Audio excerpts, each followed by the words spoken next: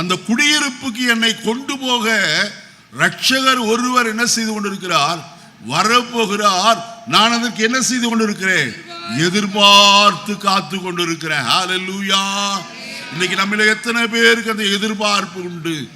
என்னுடைய இயேசு சீக்கிரமாய் மத்திய ஆகாயத்தில் வெளிப்படுவார்.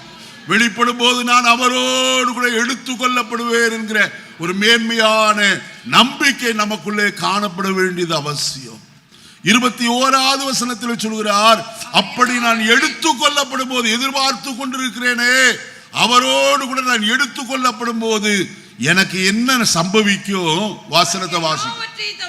அவர் எல்லாவற்றையும் தமக்கு கீழ்ப்படுத்தி கொள்ளத்தக்க தம்முடைய வல்லமையான செயலின்படி நம்முடைய அற்பமான சரீரத்தை தம்முடைய மகிமையான சரீரத்திற்கு ஒப்பாக என்ன செய்வாரா? ஹல்லேலூயா.